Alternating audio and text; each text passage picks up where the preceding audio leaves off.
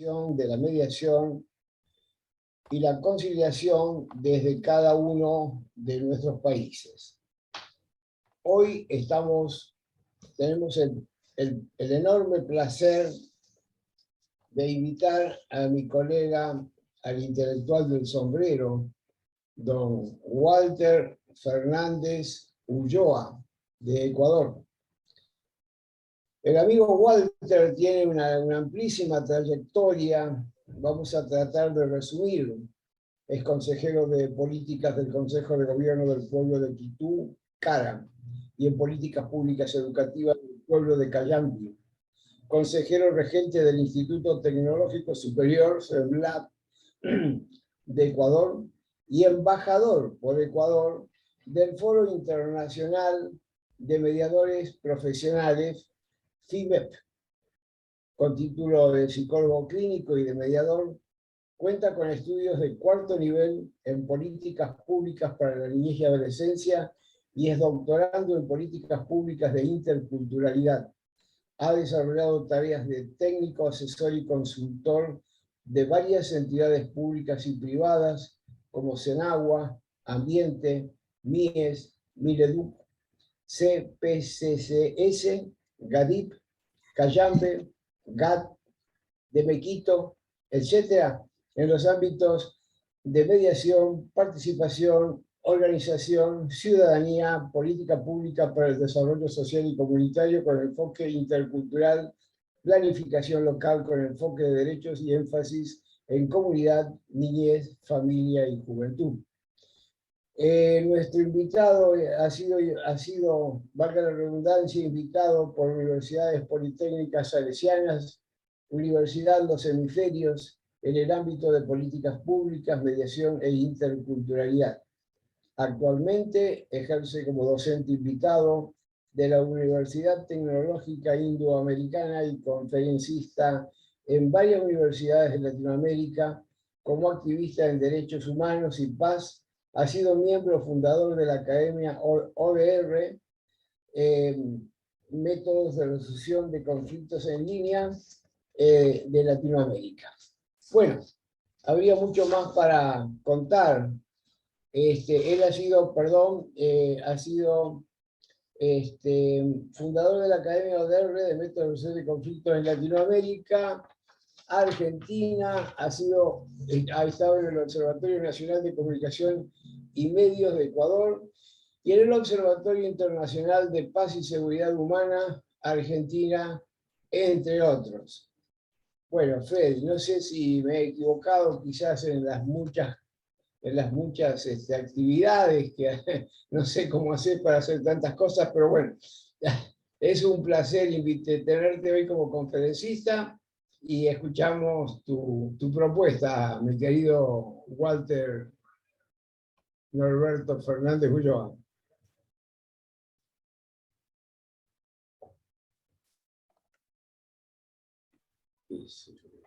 Gracias, mi querido Antonio. Un placer compartir con cada uno de ustedes, vernos, reencontrarnos, aunque de manera virtual, entre amigos, entre camaradas, entre hermanos de la cultura de paz y de la mediación en América Latina y en el Ecuador. Ciertamente, hablar de las perspectivas, de las que tiene la mediación para América Latina, las dificultades, los retos que se vienen en este proceso pospandémico es complejo si no revisamos al mismo tiempo también el hecho del fenómeno humano, ¿no? O sea, qué es lo que nos ha pasado, qué es lo que estamos viviendo y qué dificultades se ha dado. Si muy bien podemos decir estadísticamente y numéricamente que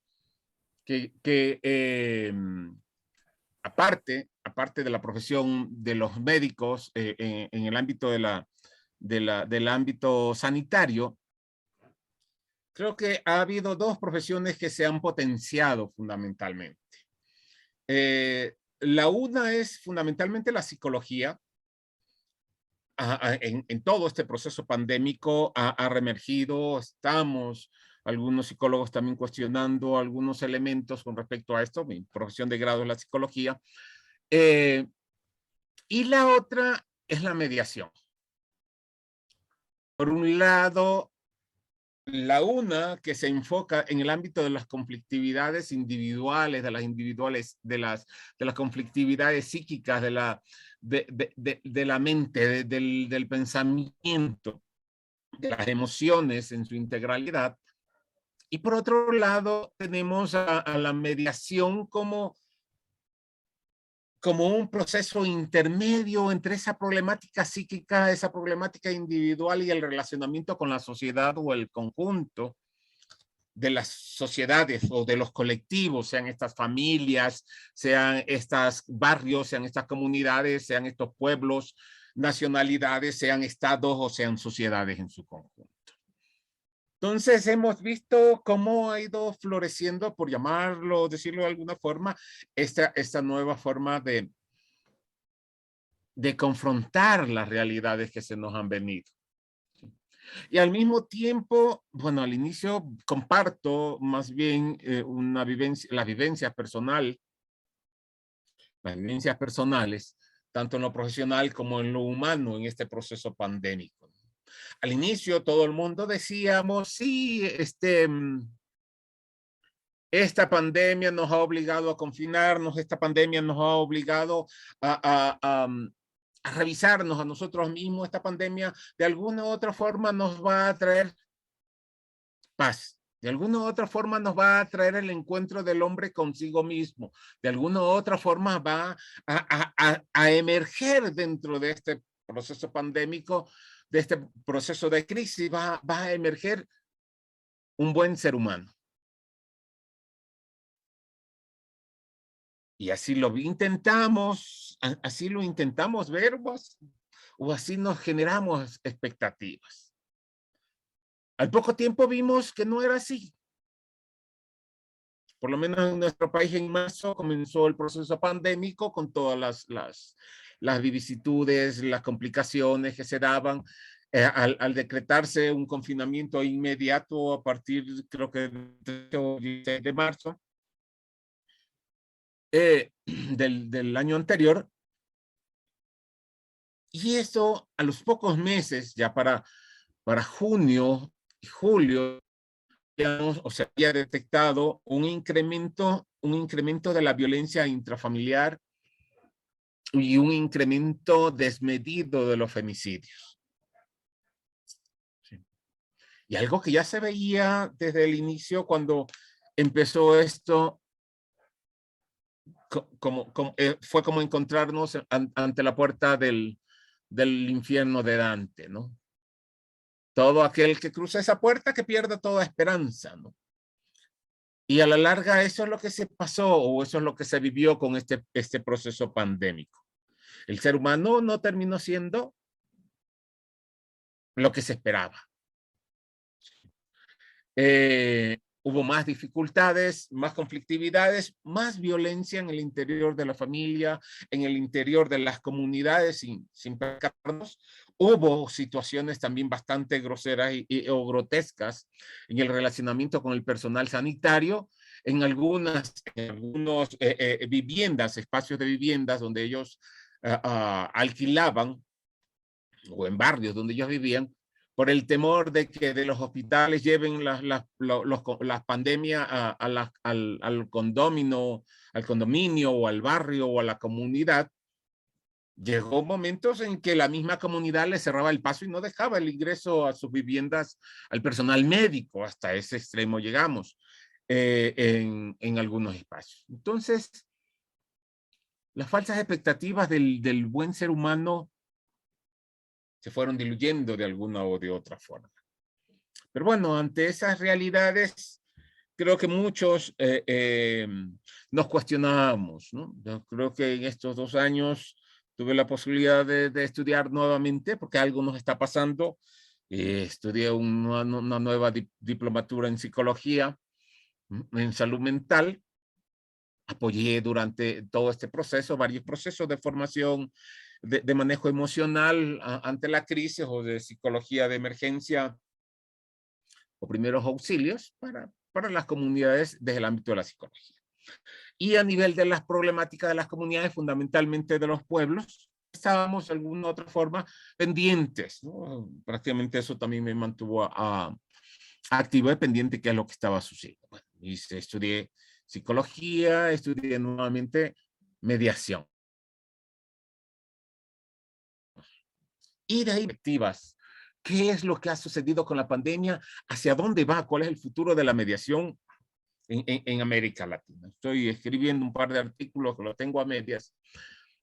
Y uno de los problemas fundamentales, varios de los problemas que se observan, comparto las exposiciones que, eh, que se hizo en el día de ayer, fundamentalmente la experiencia del Ecuador es bastante compleja. Yo estudié mediación en Israel en el 2003. Fui uno de los pocos o de los primeros mediadores en el Ecuador de 2003. En el 2000, no me estoy muy seguro si en el 2004 o 2005, nos conocimos con Freddy Ortiz Nishihara, que ustedes ya lo conocieron también el día viernes. Y comenzamos a generar un proceso bastante interesante. Pues bueno, yo estudié básicamente mediación comunitaria en Israel en el 2003 y en el 2005 con Freddy intentamos pilotear en la provincia de Chimborazo puntualmente esa experiencia, ¿no? De lo que él estaba estudiando de la mediación comunitaria andina, fundamentalmente, y hicimos una sinergia y en el 2005, si no me equivoco, nos conocimos con Freddy y hicimos un proceso bastante interesante. Lamentablemente, en ese entonces, bueno, en ese entonces todavía no hay una ley efectiva que proteja la mediación en nuestro medio.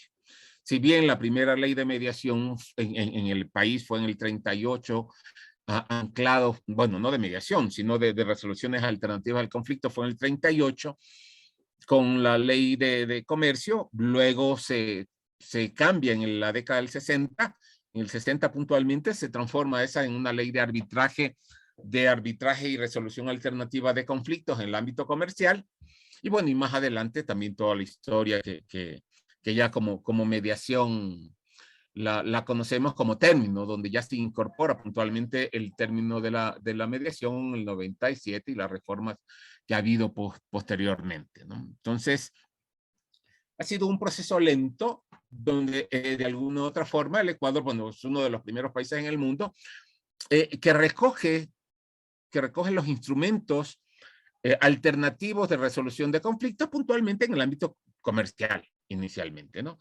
Pero como mediación se incorporó recién hace unos 24 años con la nueva ley de mediación, de arbitraje y mediación, que más bien es una ley de arbitraje más que de mediación, pero bueno, es el primer intento. Hay en este momento en la Asamblea 2 proyectos de ley.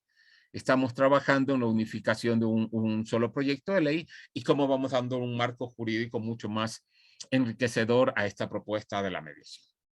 Y algo que también se ha hablado en esta semana es el asunto del proceso de la formación del mediador.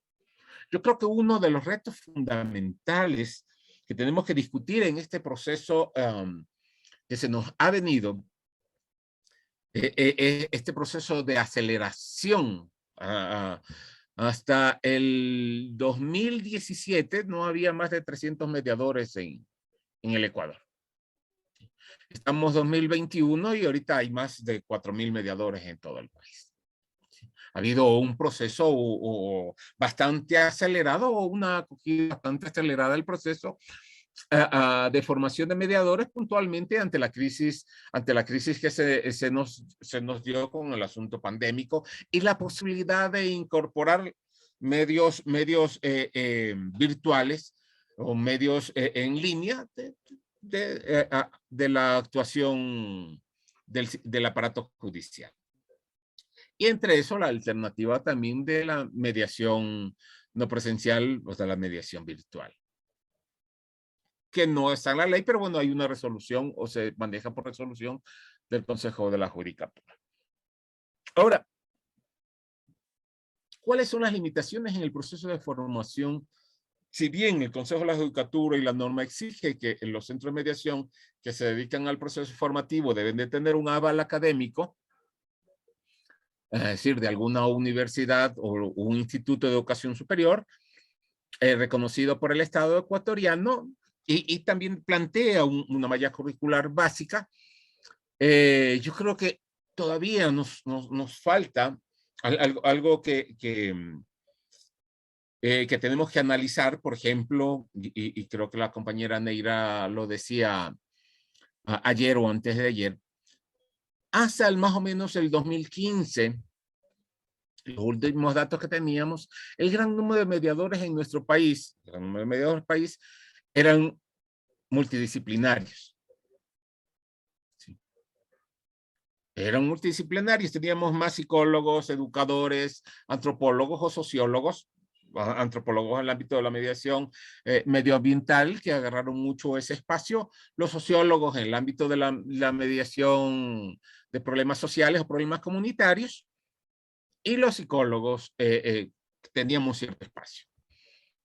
Ahora lo que hemos visto es que el proceso se ha invertido, ¿no? Ya no las profesiones o este tipo de profesiones, o hay un proceso muy alivianado en el proceso de formación, o no se ha visto una mayor rédito en este proceso formativo con estos profesionales, y se ha incrementado. Ahorita en los cursos de mediación, ustedes o podemos observar que el 95% de los mediadores en formación generalmente son abogados. Y claro, y ahí es donde tendríamos que comenzar a revisar nuevamente los procesos formativos.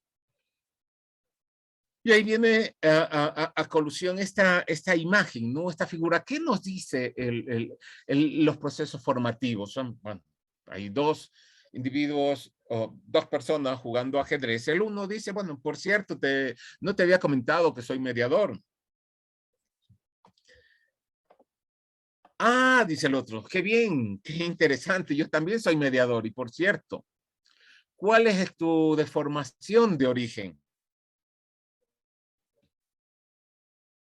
En este ámbito de la pregunta de cuál es nuestra deformación de origen, nos tenemos que cuestionar. ¿El mediador nace, se hace? Es una pregunta que constantemente se hace o nos hacemos en el ámbito cuando queremos entrar a lo académico, cuando queremos entrar al ámbito de lo científico.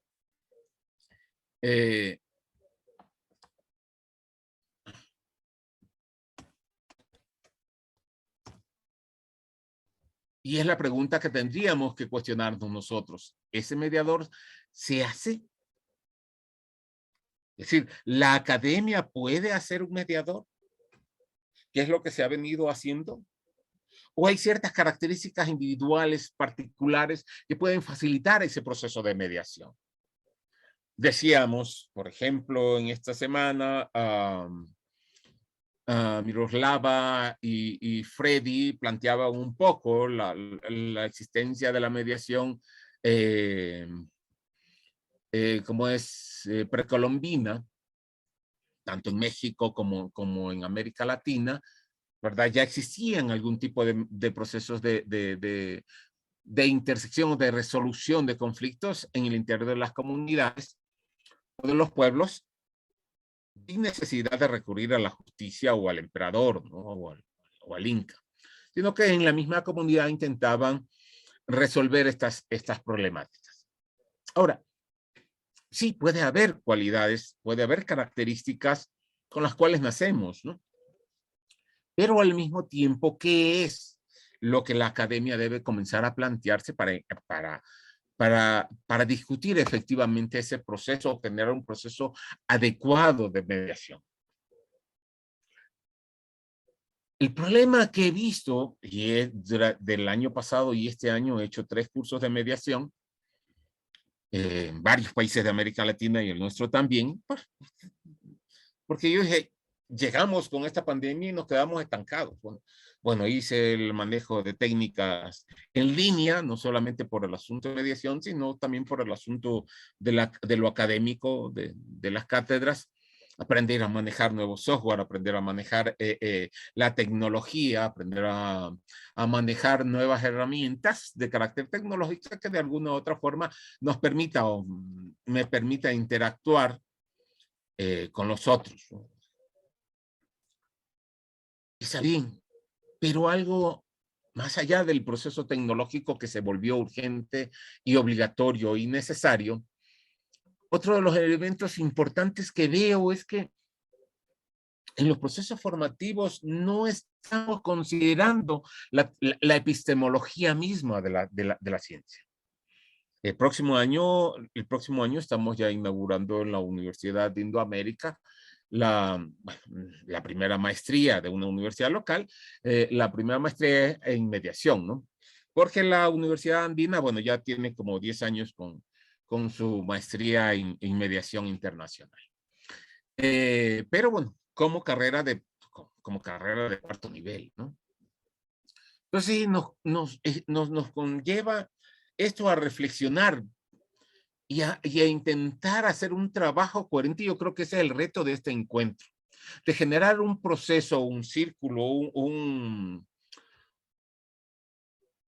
grupo internacional que nos permita revisar la epísteme, que nos permita revisar la epistemología, que nos permita comprender la transversalidad epistemológica que existe en la mediación para irla constituyendo efectivamente como una ciencia.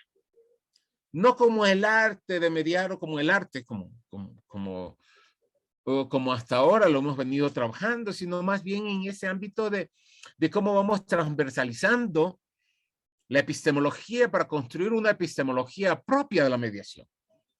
Sarkov hace el primer intento cuando rompe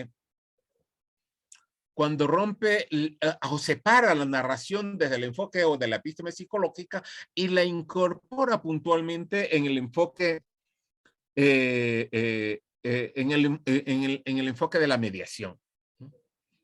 Y es de ahí donde surge esa nueva vertiente del conocimiento como es la narraciología, ¿no?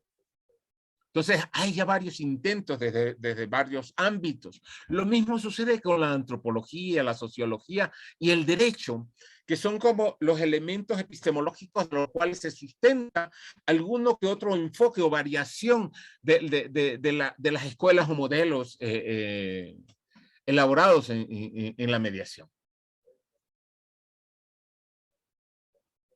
¿Qué aportes tenemos que recoger de la psicología y cómo reconstruimos esa epistemología a partir de las multireferencialidades a la construcción de un conocimiento propio como ciencia de la mediación?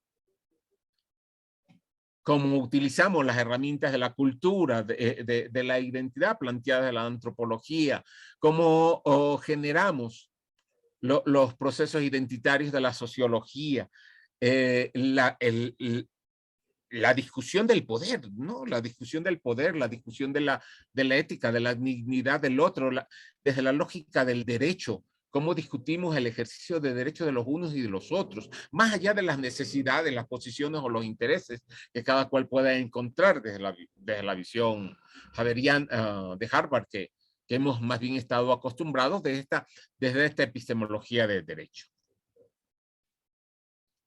El otro elemento que también es un paradigma importante, tanto la transversalidad epistemológica como la multireferencialidad, poco a poco van a ir dando origen a lo que va a ser la complejidad, la necesidad de discutir los procesos complejos en los cuales se encuentran inmersas la mediación o la resolución alternativa de conflictos, entre ellos la mediación, por tener esa característica fundamental de que está mediada por un tercero, entre comillas, objetivo y entre comillas neutral.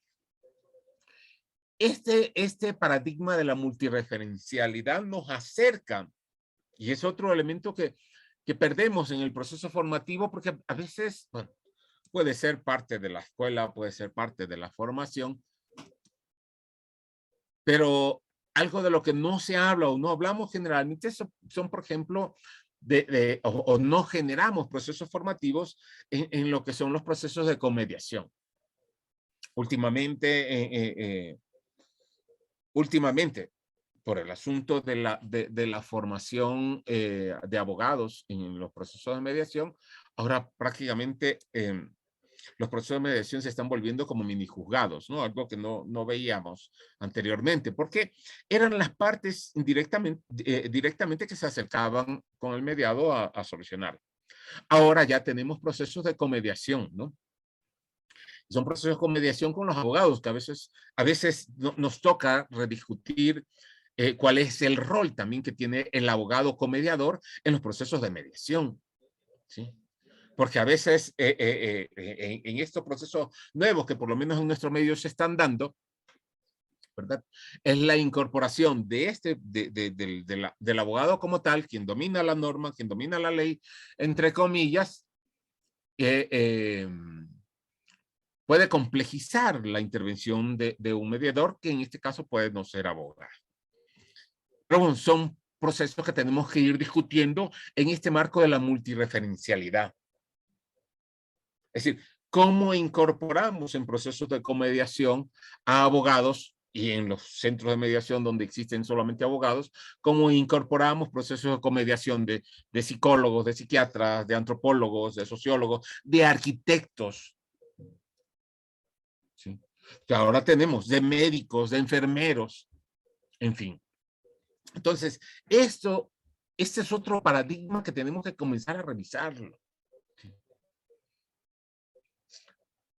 Esta transversalidad epistemológica y la multireferencialidad, que son retos para los procesos formativos de mediación que se nos vienen, más allá de la tecnología o el uso de tecnología o la imbricación de herramientas tecnológicas, nos van configurando al mismo tiempo un escenario mucho más complejo. Es decir, no podemos abandonarnos a pensar solamente en la epistemología o en la referencialidad o la multireferencialidad o comediación sin este proceso de complejidad. Morín nos habla también muy claro estos nuevos tiempos en los cuales estamos inmersos y fundamentalmente el conocimiento y la academia, ¿no? Cómo vamos brincando de esa lógica de la multidisciplinariedad a la cual hemos estado acostumbrados. Es decir, a que cada ciencia, reconocer que cada ciencia tiene su ámbito de acción y que nadie más puede intervenir en ese campo. Ese es un elemento que tenemos que ir rompiendo para ir construyendo inicialmente este proceso interdisciplinar.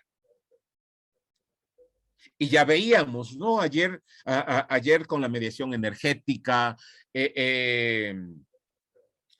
hay varias, se calcula que hay más de 200 escuelas de mediación en este momento, la mediación empática, que ya surge como una escuela, la mediación de insight, que surge también como una escuela, con algunos elementos nuevos. Es decir, cómo la mediación como una disciplina o al abarcarse, superando esta transversalidad epistemológica multireferencial, se va complejizándose hasta generar un proceso interdisciplinario.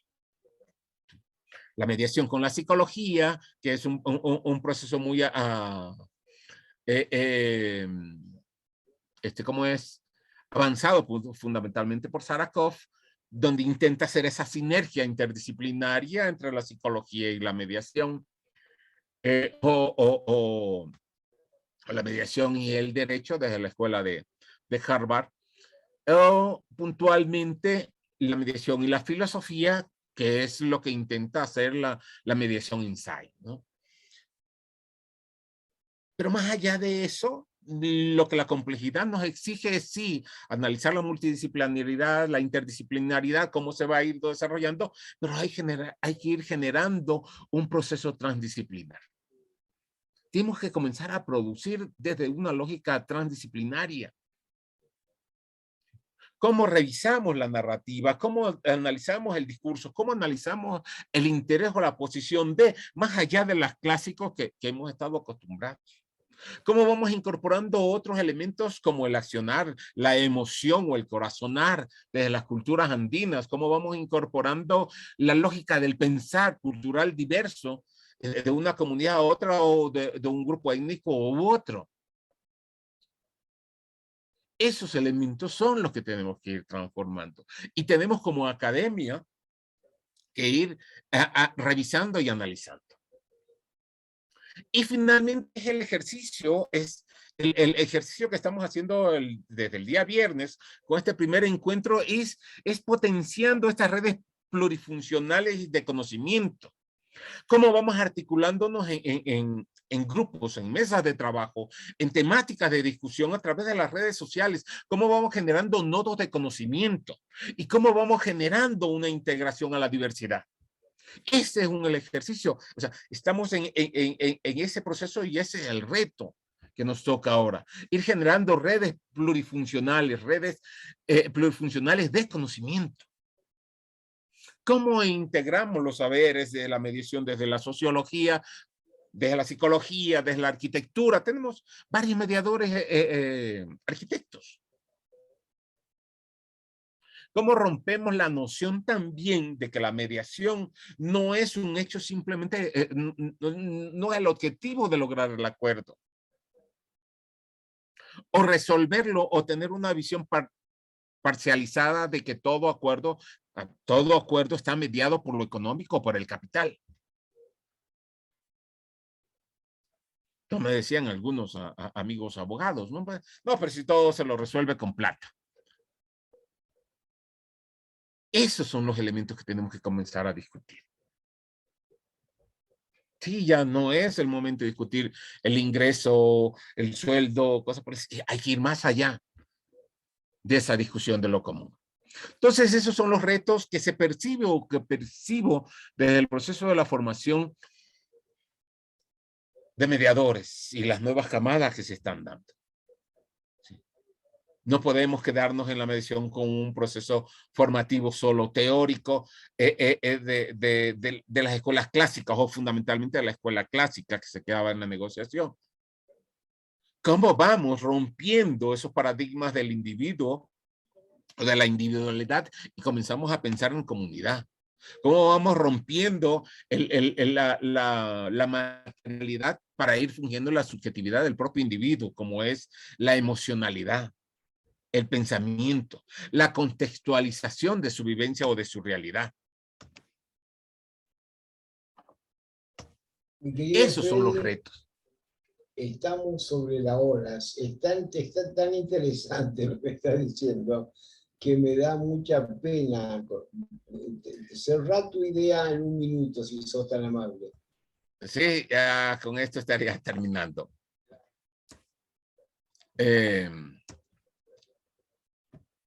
Yo creo que, bueno, se nos queda una lámina. Estamos ante un proceso de emergencia. Y un proceso de emergencia porque la ciudadanía, de alguna u otra forma, a partir de la primavera árabe, que ya la vimos, como a través de las redes sociales, el ciudadano fue emergiendo.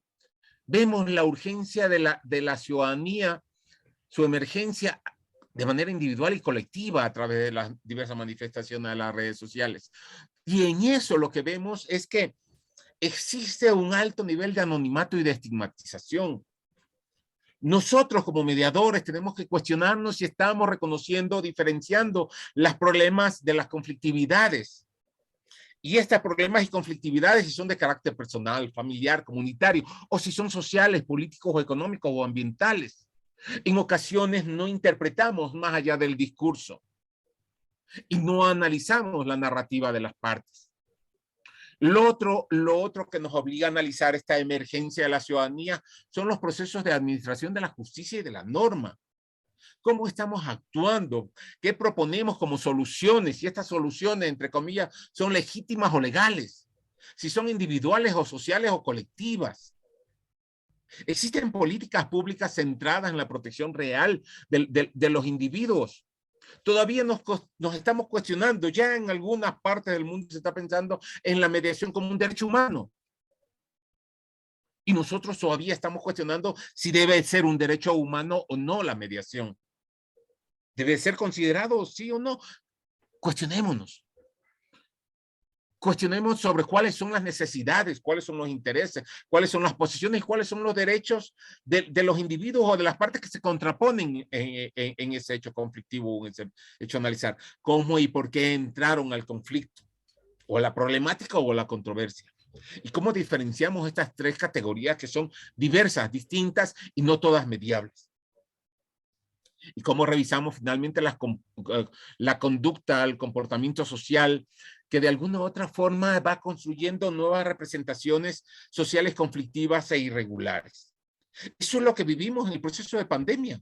La emergencia, por un lado, de una ciudadanía que está exigiendo ser reconocida de manera individual o colectiva, y por otro lado también vimos conductas y comportamientos que van construyendo nuevas representaciones sociales de carácter conflictivo. Lo vivimos en Chile, lo vivimos en el Ecuador en los octubres del 2019. ¿Cómo valoramos la cotidianidad de la relacionalidad entre las partes? ¿Las valoramos realmente? ¿Qué entendemos cuando hablamos de conducta, de comportamientos, de narrativa, de discursos o de historias de vida en las partes? Eso son partes de las perspectivas, de las disyuntivas que tenemos que comenzar a analizar como mediadores y fundamentalmente quienes estamos inmersos en la práctica y en la academia al mismo tiempo. Bueno, mi querido Antonio, hasta ahí llegaríamos. A veces sí, el tiempo es nuestro peor enemigo. A mí me estabas haciendo acordar la teoría de la complejidad de von Brenner, ¿no? Sí. Qué interesante observar las narrativas y de esas narrativas proyectar en esa complejidad concéntrica que él plantea, lo social, etcétera, etcétera. Muy interesante. Y estoy trabajando un artículo puntualmente por eso, ¿no? Porque yo creo que sí nos hemos olvidado mucho de la narrativa y del análisis de la narrativa. Y nos centramos en ocasiones, muchas veces, en los intereses y las posiciones, ¿no? Que son parte de las escuelas, ¿no? Sí, sí, no, yo desde ya lo sistémico y lo narrativo para mí es toda una línea. Bueno, muchísimas gracias, Walter. Ahora al final seguramente te vamos a formular preguntas. Ahora vamos a pasar con el segundo exponente del día de hoy. Viene de la República Rioplatense, o sea, de Uruguay, que con Argentina nos consideramos unidos como rioplatense. La doctora Rita Susana Caruso Peña es doctora en Derecho y Ciencias Sociales de la Facultad de Derecho y Ciencias Sociales, escribana pública, notaria de la Facultad de Derecho y Ciencias Sociales, procuradora, directora y creadora del Centro de Buenas Prácticas en Resolución de Conflicto y Convivencia, embajadora de paz de UNIDEM Uruguay, Unión de Mediadores, directora, creadora y moderadora de la red UNIDEM Uruguay, Unión de Mediadores. Mi querida doctora Caruso, el micrófono es suyo. Bueno, muchas gracias, Antonio. Escuchamos. Bueno, sí. Vamos a compartir un poco acá la página.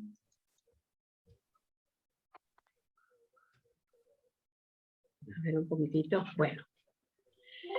Bueno, empiezo por los agradecimientos por la invitación a participar en este primer encuentro de mediación y conciliación a nivel latinoamericano y a las instituciones UNIR y redes alternativas que organizaron este importante foro para todos los que estamos inmersos en lo que es la resolución pacífica de conflictos, la mediación y la conciliación. Bueno, en primer lugar al maestro Antonio Tula, bellísimo maestro, que sigo durante, no sé, más de 20 años, yo creo, por esta oportunidad, a Omar por la organización, a Freddy por la invitación, Freddy Ortiz Nishihara, también un amigo de muchos años, en que me invitó a participar, a las instituciones, Mil Milenios de Paz y Living Peace Internacional, en las cuales me apoyo para la difusión y de los procesos de paz y construcción de paz, a los demás colegas disertantes, público presente y a mis alumnos, por cierto que es muy importante también en mi vida.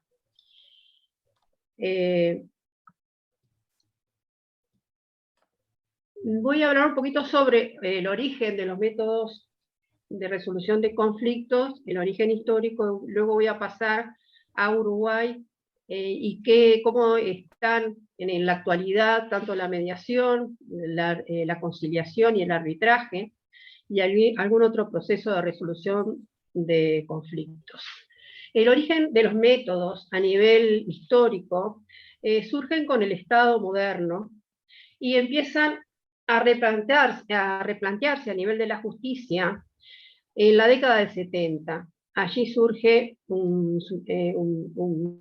proceso teórico moderno donde se empiezan a aplicar los métodos alternativos de resolución de conflictos, y surgen también a la década del 90 de organismos internacionales la promoción de estos procesos de reforma, donde reaconsejan a los países miembros de la ONU, OEA y del BID que incorporen a las legislaciones nacionales los métodos alternativos de resolución de conflictos. Y hablan de la mediación, negociación, conciliación, arbitraje, y así empiezan a resurgir también por estas recomendaciones en las legislaciones hispanoamericanas, aquellas que adhieren a estas instituciones, el surgimiento de leyes o recomendaciones para que se vaya ampliando el acceso a la justicia por sistemas alternativos. En principio, el surgimiento de estos métodos alternativos surgen por las crisis de los sistemas judiciales que venían planteándose hasta el momento. Había un aumento de los procesos de judicialización de los conflictos, y eso hacía que no se estuviera impartiendo una justicia realmente de buena calidad, y empieza un proceso donde se empieza a derivar la resolución de conflictos a algunos institutos como la mediación y la conciliación. No en todas las legislaciones está contenida la mediación y la conciliación. Por ejemplo, en mi país sí hay, en el Código del Proceso Civil, hay normas sobre conciliación previa obligatoria para algunos casos, para los casos de procesos civiles, pero la mediación no tenemos ninguna legislación a nivel nacional. Algunas de las cosas que también impulsaron este surgimiento de los métodos fue la sensación de inseguridad y la disconformidad que había con la justicia. Se empezó a replantear si realmente la justicia era justa para las personas o era solo una palabra. Y había una preocupación creciente de la cultura de la violencia para resolver los conflictos. Es decir, que a conflictos similares se vio que la reacción de las personas era mucho más violenta que años anteriores. Bueno, pasando a lo que es los métodos en Uruguay, tenemos, como les decía, la conciliación prejudicial como requisito de procedibilidad en materia civil. Con un porcentaje de acuerdos en Montevideo del 21,6% y en el interior del país del 25,1%, lo que para mí es muy bajo el porcentaje y muy poca la eficiencia de la conciliación a nivel judicial. En el año 2010, cuando empezaron a regir los juzgados de conciliación, empezaron con un porcentaje de acuerdos del 40,5%, y así fue bajando hasta la actualidad. Por otro lado, tenemos también en Uruguay la negociación administrativa en materia laboral como requisito también de procedibilidad, donde en el Ministerio de Trabajo y Seguridad Social los trabajadores necesitan, para poder iniciar un litigio, presentarse a una negociación, conciliación con el empresario o quien lo ha contratado en el trabajo, ¿no? Sobre los centros de mediación, tenemos que existen desde el año 97 y funcionan a nivel del Poder Judicial. Los porcentajes donde están publicados en las páginas de estadísticas del Poder Judicial nos dicen que desde en el año 1997, que fue en el inicio, había un 79% de acuerdos en las mediaciones que se hacían en todos los centros de Uruguay. Este porcentaje fue evolucionando hasta el año 2018, donde se llegó a un 99,7% de acuerdos en todos los casos de conflictos presentados a los centros, bajando en el 2019 al 91,1%. Bueno, esto a primera vista se puede ver como que es óptimo, que es eficiente, y en ese 99,7 o 91,1 o cualquier porcentaje por arriba de 90, yo digo, tendría que justificar una visión diferente a lo que es la mediación.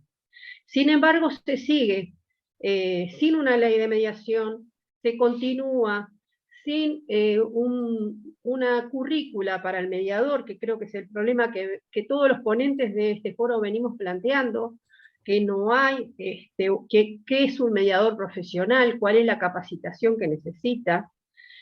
Y si bien son elegidos por concurso y son personas preparadas, lo que falta es esa profesionalización, es ser mediadores. No sé si una profesión independiente, pero sí se necesita tener una currícula o tener un programa donde todos podemos decir, bueno, nos capacitamos de la misma forma y no estamos planteando 100 horas, 300 horas o lo que sea de cursos, cuando los cursos muchas veces se toman, pero la persona que los está tomando no todas responden de la misma manera, ni todas cursos que son simplemente presenciales, que no son con aprobación siquiera, que no son diplomas. Bueno, horas de curso no significa horas de conocimiento. Y eso va en perjuicio de todo lo que es la mediación. Hay una desvalorización del mediador en cierta forma. Los mediadores del Poder Judicial trabajan a puro pulmón. Se preparan personalmente, o sea, pagan sus cursos para formarse, por concurso entran a trabajar y entran en una estructura donde no tienen muchas veces ni siquiera la comodidad de un ambiente donde puedan hacer las mediaciones en forma tranquila y darle a los mediados lo que ellos necesitan. Vienen a contar, a narrar sus conflictos y necesitan también de un contexto y un espacio que sea digno para las personas. Tenemos los centros que tenemos del Poder Judicial, que son 12 centros, 16, 4 en Montevideo y 12 centros en el interior del país, es los únicos que tenemos. Creo que con ese porcentaje de 99% de eficacia, tendríamos que tener por lo menos uno en cada departamento del Uruguay, de cada provincia de Uruguay, pero no es así, ni siquiera llegamos a tener uno por departamento. Hay otros también centros más pequeños dentro de la Defensoría del Vecino, de la Intendencia de Montevideo, donde se trabaja relaciones de vecindad, y esos centros están funcionando desde hace pocos años, pero también es un centro muy pequeño, pero que está trabajando. Y tenemos las mediaciones del Ministerio de Economía y Finanzas respecto a defensa del consumidor. No tenemos para nada la valorización judicial o jurídica de los acuerdos que se pueden firmar en ninguno de los procedimientos. Todos los acuerdos sobre mediación son meros, no le vamos a sacar la importancia, pero son un contrato entre las partes. Es un acta donde se dice que hay un acuerdo, pero no tiene otro valor que un contrato entre las partes.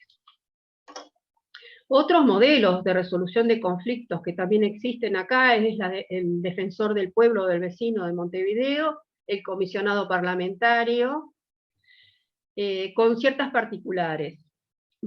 Aconsejan a las instituciones, a la administración, pero no tienen poder decisorio. Por otro lado, no resuelven, escuchan al administrado en sus quejas, y son designados por la administración a nivel departamental o nacional, en cada caso, para ejercer esos trabajos, y no interviene la población para nada en la elección de las personas. Creo que eso también le quita lo que puede ser un respaldo importante a nivel más que nada del defensor del pueblo, de que las personas de esa provincia, de ese departamento de Montevideo, apoyen a ese defensor como alguien en quien confiar para poder acceder, para que resuelva sus conflictos. Lo que sí está legislado desde hace más de 20 años en Uruguay es el arbitraje. Es un procedimiento adversarial donde las partes deciden someter sus conflictos presentes o futuros a la decisión de uno o varios árbitros. De este acuerdo o cláusula compromisoria surge lo que es la voluntariedad, y en nuestro país la cláusula compromisoria es obligatoria tanto para las partes y para el juez.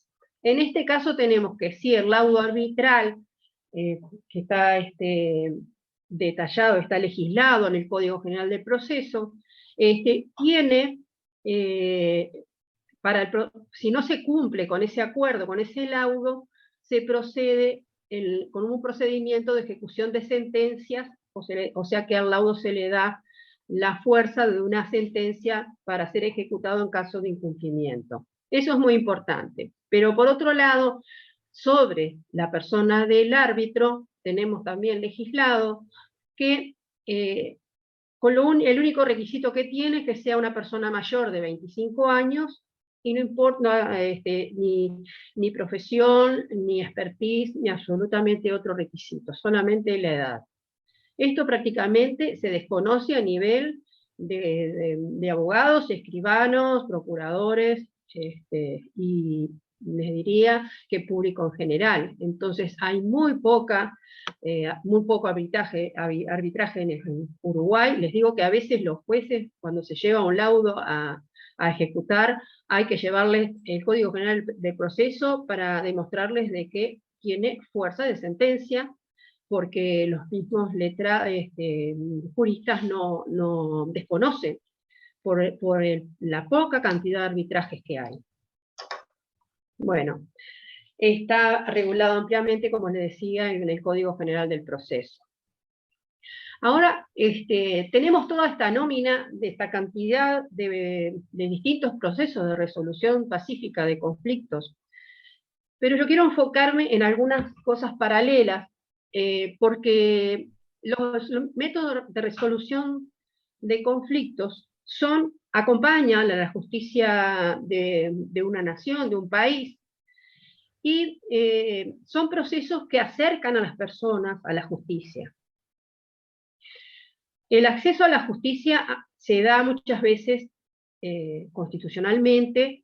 Sabemos que todos tenemos derecho a un proceso justo, que tenemos acceso a la justicia, por lo menos eso es lo que dice la letra de la Constitución, de las leyes.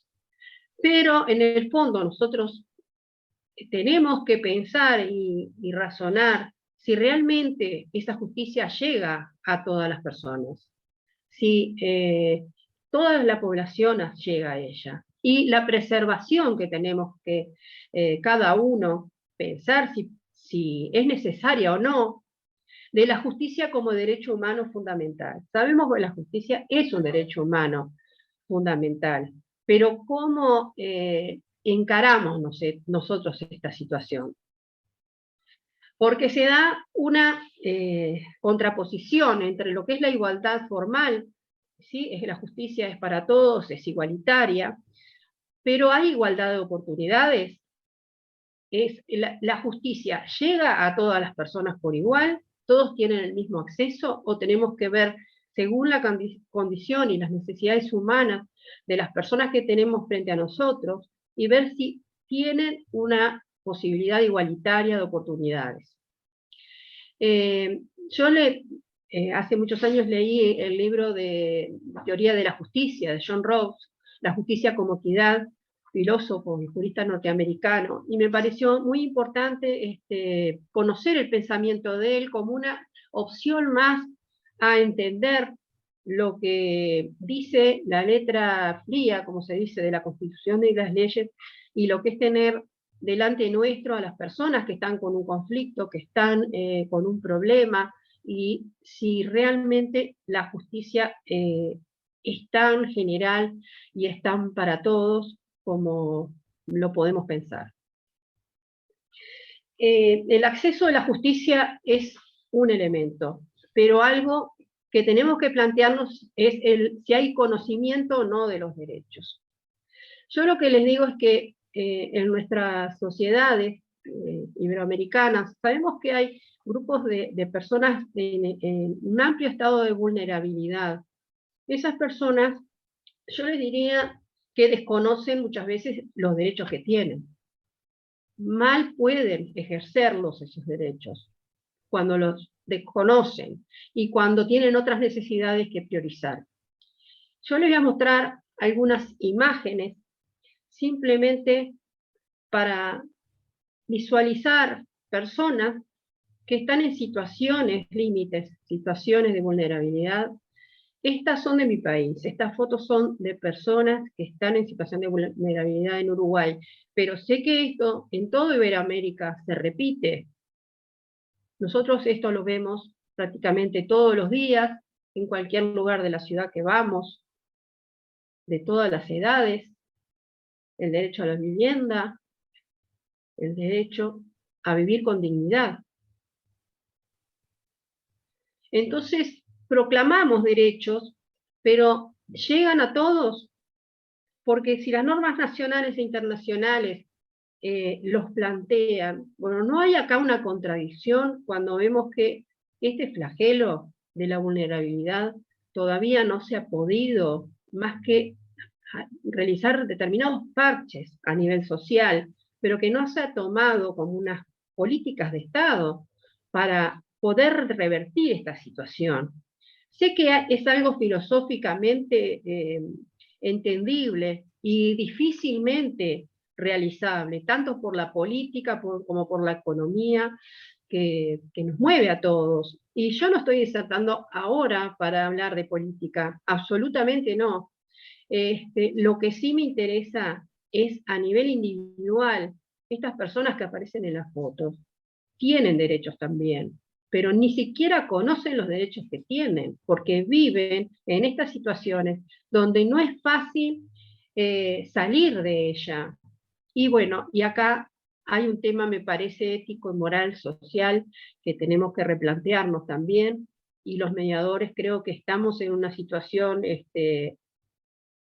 importante como para pensar en esto, porque nosotros estamos trabajando con estos métodos alternativos y muchas veces se nos pasa por alto cómo llegan las personas a la mediación o cómo llegan las personas a poder defenderse de sus derechos. El otro día yo oía a Freddy en el primer día de disertación, el doctor Freddy Ortiz Neshihara, que hablaba también de que la mediación era la cenicienta del Poder Judicial. Y me pareció que era realmente algo muy acertado el definirla como la cenicienta. Yo siempre dije que se trataba a nivel del Poder Judicial y del Estado como una justicia para pobres. Porque si bien no hay un límite en cuanto a la cuantía en que las personas pueden presentarse a una mediación en cualquier centro del Poder Judicial, en la práctica vemos que las personas que van son las que están en condiciones de mayor vulnerabilidad, las que tienen necesidades y derechos, pero que no, los asuntos que tienen conflictivos no son de tal entidad como para poder presentarse ante un juzgado a reclamarlos. Entonces, esa cenicienta que decía Freddy, yo digo que y tal vez entre todos los que estamos en este foro, podamos ayudar a que se encuentre el zapatito de cristal de esta Cenicienta. La mediación puede convertirse de esa Cenicienta a la bella dama que tendría que ser, tanto la mediación como la conciliación. Eso quiere decir que se pueda valorizar, que se tenga el prestigio que debiera tener tanto la mediación como la conciliación. Ahora, estas personas que según la pirámide de necesidades humanas de Maslow, podemos ver que están en una posición prácticamente en el nivel más bajo de esta pirámide, donde las necesidades básicas que tienen, como la supervivencia, el alimento, el cobijo de una casa, o por lo menos de un ranchito donde puedan ellos con cartón y chapa hacerse un techo, bueno, apenas pueden cubrir estas necesidades de alimentos, de vestimenta, seguramente, y según lo que es la pirámide de Maslow, lo que nos dice, que mientras no están esas necesidades primarias satisfechas, difícilmente puedan pasar al segundo nivel, donde la persona se sienta segura, donde le interese lo que es los derechos que tiene. Ellos en ese momento están pensando en lo que son esas necesidades básicas. Susana Bueno, Caruso, bueno, ¿sí? cuenta, si puedes ir ya cerrando en un minuto tu exposición. Bueno. Gracias. Bueno, yo hablo tendríamos que dividir el trabajo en 3 niveles de los profesionales de la resolución de conflictos. A nivel estatal, conciliaciones, mediaciones y negociaciones gratuitas, como lo son hasta ahora. A nivel privado, la profesionalización y la remuneración, que también es otro tema a hablar, la remuneración de los mediadores, conciliadores a nivel privado, y aquellas acciones voluntarias a través de instituciones que representamos o que nuestras propias instituciones puedan realizar apuntando a las esferas más vulnerables de la sociedad. Por otro lado, como propuestas, yo diría la unificación de criterios partiendo de este foro y abierto a las instituciones y profesionales a nivel internacional, la dignificación y profesionalización de los operadores de conflictos interpersonales, mediadores, negociadores, conciliadores, árbitros privados, ver lo que es la capacitación, como decía recién nuestro amigo de Ecuador, horas de capacitación o manejo de procesos y herramientas. Esa creo que es la duda no, lo que tenemos que definir. Por otro lado, las acciones conjuntas de difusión, promoción del trabajo de mediadores y conciliadores, coordinados, centros de mediación, centros de buenas prácticas, posibilidad de acceso a todo público, el derecho al trabajo remunerado, la independencia técnica, fortalecimiento y legitimación de nuestro trabajo. Tomo el guante de nuestro querido Antonio, que dijo, bueno, esto podría ser un paso para seguir trabajando juntos. Me parece importantísimo, así como lo que dijo hoy Walter, de poder ver toda la parte epistemológica también, bueno, no me sale en este momento la palabra, pero epistemológica, y ver toda la parte científica de lo que nosotros estamos trabajando desde hace tanto tiempo. A los operadores y profesionales en resolución de conflictos, les digo que la sociedad nos llama a ser creativos, que tomemos unos minutos para reflexionar y que tomemos la responsabilidad. Como digo siempre, la paz también se enseña, y gracias a ustedes por darme este espacio. Muchas gracias, Susana. Ha sido muy interesante tu exposición. Ya te haremos preguntas.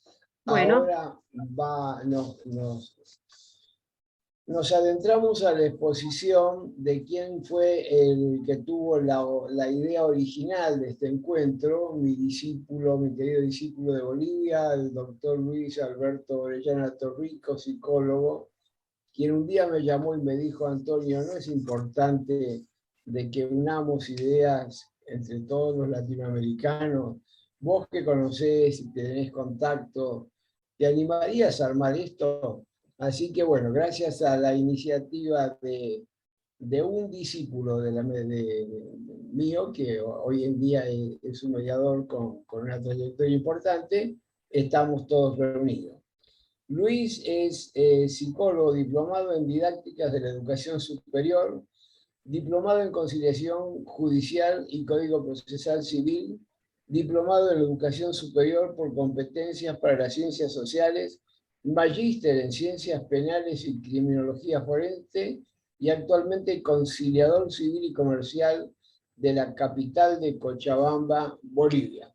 Luisito, te escuchamos. ¿Cómo están? Muy buenas noches a todas las personas que están presentes. Antes que nada, nuevamente quisiera agradecer a Redes Alternativas, por favor, Antonio, Omar, las personas que la verdad, más allá de que yo les haya planteado una idea, fueron los que realizaron todo esto, y obviamente a la Fundación UNIR, que apoyó con todo lo que estuvo a su alcance para que tenga éxito este primer encuentro. Es verdad que cuando yo me comuniqué con Antonio, le lancé esta propuesta y fue con el objetivo de tratar de unificar o tal vez también entender desde un punto de vista diferente todo lo que los demás países están pasando en relación a lo que sería este método que tenemos, que es la conciliación y la mediación. Y agradecer a todos los expositores que tuvieron la posibilidad de poder darnos sus experiencias y también sus puntos de vista, que estoy seguro que es tan beneficioso para todos que también podríamos aplicarlo en algún momento como propuestas en cada país que nosotros tenemos. Y para mí es muy enriquecedor y sé que posiblemente al año tengamos un segundo encuentro latinoamericano y, como decíamos anteriormente, que pueda ser posiblemente ya presencial. Sé que de forma virtual tenemos muchas posibilidades de poder acceder a muchos más lugares, pero sé que también presencialmente tiene un punto de vista diferente. Y nuevamente agradecerlos. Perdón, ¿se me puede escuchar ahí? Sí, vamos a ver si vamos a callar a todos los participantes y vos habilita tu teléfono, Luis, tu micrófono. ¿Ahí se puede escuchar? Sí, perfecto. Perfecto. Nuevamente quisiera agradecerles a todos y más que nada también agradecer a la doctora Carolina Arratia y al licenciado Romy Portocarrero, que me ayudaron mucho con sus ideas para poder llegar a esta exposición que tengo.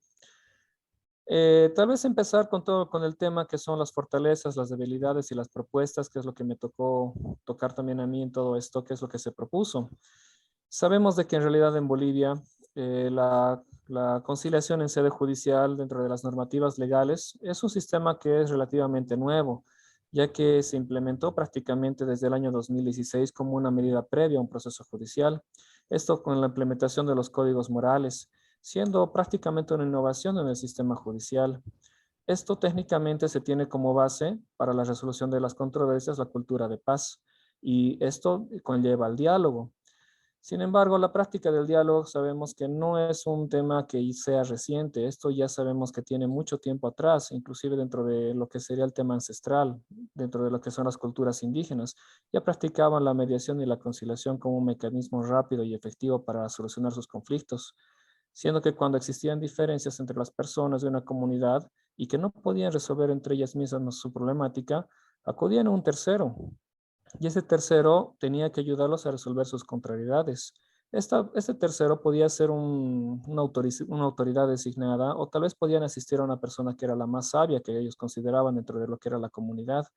Evidentemente, esto hacía de que las personas puedan presentarse en un lugar que era neutro, y esta persona elegida era neutral e imparcial, y que podía conocer sus puntos de vista de cada una de las partes y encontrar una solución que sea viable y especialmente satisfactoria. Obviamente, para todo esto también regía lo que era el principio de la buena fe, y esto de la buena fe era para el cumplimiento de las soluciones que se encontraban. Esto es importante para nosotros porque técnicamente en Bolivia, cuando nosotros hablamos en relación a lo que sería la cultura de paz y el diálogo, prácticamente lo que hacemos es tratar de rescatar lo que era actualmente todas estas prácticas que antes teníamos, y que la verdad es un tema muy importante que he estado escuchando con todos los demás expositores, que tratamos de reforzar, o se trata de reforzar esta práctica, el diálogo que lamentablemente se ha ido perdiendo con el paso del tiempo, y que empezamos a tener lo que llamamos actualmente la cultura del litigio. somos personas muy litigiosas, lamentablemente, y optamos como primera instancia colocar el tema judicial como una solución pronta y directa, cuando en realidad sabemos de que si tratamos de dialogar entre nosotros, podríamos encontrar soluciones que sean mucho más rápidas y eficaces.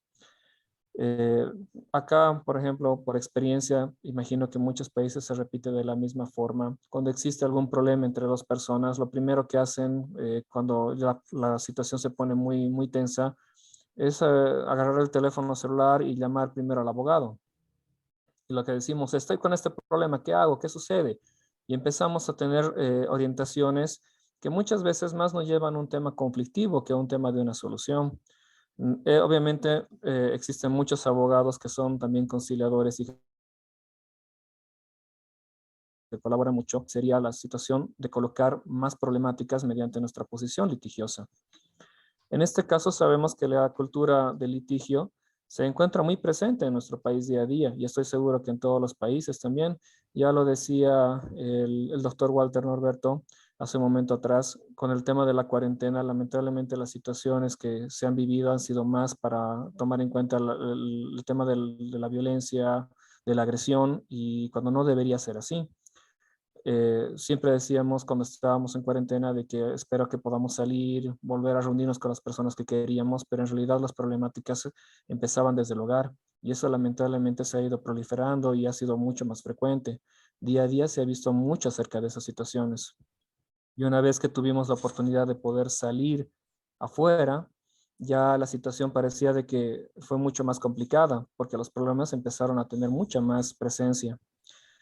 Obviamente nosotros, cuando manejamos el tema de tener una cultura litigiosa, utilizamos el proceso judicial también como la única salida para encontrar la respuesta a nuestra controversia, entendiendo de que solo y únicamente solo un juez puede y debe dar la solución a través de su fallo a una de las partes. Sabemos de que cuando entramos a un juicio, esperamos de que un juez trate de decir quién tiene la razón y quién no. Entramos en ese campo que lamentablemente decimos que es el ganar-perder. Eso es lo que nosotros tenemos como parte de lo que sería una cultura de litigio o una cultura que sea bastante controversial. Sabemos perfectamente de que cuando nosotros estamos entrando a un proceso buscamos tener la razón y eso es en base también a lo que nosotros tenemos arraigado en nuestro punto de vista ya más social. En este punto también tenemos que nosotros nos apoyamos mucho en los principales actores. ¿Quiénes son los principales actores cuando tenemos estas problemáticas y entramos en un proceso judicial? Son los profesionales abogados. Ellos que en la mayoría de los casos, obviamente, son las personas que son nuestra voz y voto. Nosotros les damos la autorización para poder expresar lo que nosotros sentimos, obviamente sobre nuestra propia versión, y quienes son los que explican nuestro punto de vista y en muchos casos inclusive los que dicen lo que sentimos, despersonalizando prácticamente lo que sería nuestra situación y lo que nosotros hemos vivido en nuestro momento. Al implementarse la conciliación, no solamente estamos rescatando las costumbres del diálogo de la paz, también reconocemos la multiculturalidad en las prácticas ancestrales, ya que las personas que se encuentran en controversia tienen la oportunidad de poder reunirse en un espacio que sea neutral y lo más importante, donde pueden ser escuchados.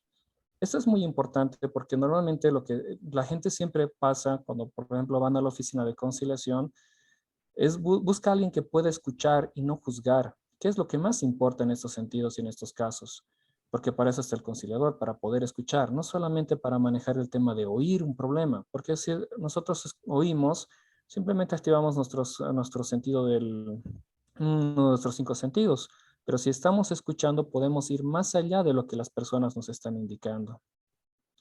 No, obviamente el conciliador puede, a través de esa escucha que se activa, puede identificar las posiciones, los intereses y sus principales necesidades, porque sabemos perfectamente que estas situaciones van más allá de lo que nos están comentando.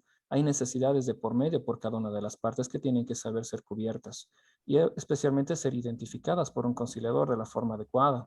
Esto para poder llegar a una solución que tenga que ser rápida y más que nada satisfactoria, donde la comunicación y la empatía, y ahí me detengo un momento para tratar de ser personas empáticas. Lamentablemente estamos perdiendo esa posición de empatía de las personas, cuando deberíamos rescatarlas. Y eso es importante para que nosotros como conciliadores podamos entender de que se está recuperando esta práctica. no solamente para llegar a una solución. Lo más importante que también podemos rescatar es que el conciliador, obviamente, más allá de solucionar un problema, intenta restablecer las relaciones entre las partes. Relaciones que anteriormente ya habrían sido fracturadas por una controversia. Buscamos de alguna manera tratar de encontrar esa solución y ese punto de resolución de conflictos o de controversias, perdón, y también de poder restablecer relaciones que antes se habían roto. Esto también se enmarca dentro de lo que es la buena fe para el cumplimiento de los acuerdos arribados mediante un acta de conciliación. Sabemos de que el acta de conciliación no solamente tiene calidad de sentencia, cosa juzgada, etcétera, sino que también tiene un acuerdo de fe, de buena fe de las partes. Alguna ocasión pasó de que, y eso también pude constatar con otros conciliadores, de que muchas oportunidades las personas piensan de que darse la mano es un sello definitivo ante la solución de una controversia y ya dado lo que sería una solución. Nos hemos dado la mano y al darnos la mano, entonces lo que hemos hecho ha sido solucionar el problema y tenemos que cumplir con la palabra que hemos tenido. Y lo que queremos rescatar con la conciliación es esa, rescatar lo que sería la buena fe, la palabra y el creer en la otra persona. Que creo que eso es algo que muchas personas han perdido, pero estamos intentando recuperar. Evidentemente, tratar de hacer eso, tratar de confiar una vez más en las personas, es a veces un poco difícil, pero no significa que fuera a ser imposible. Pero eso también implica de que el conciliador, si logró tener ese objetivo, entonces logró realmente solucionar una controversia. Acá en Bolivia, como sabemos, la conciliación como tal recién está dando sus primeros pasos en sede judicial, lo que hace de que nosotros estemos prácticamente iniciando con campos nuevos y que las personas todavía no conocen. He estado escuchando las ponencias de todos los demás participantes o de todos los demás expositores y puedo sorprenderme todos los años de experiencia que tienen al aplicar cada uno de estos métodos o al aplicar la mediación y la conciliación y que ya tienen muchos años manejando todas estas situaciones.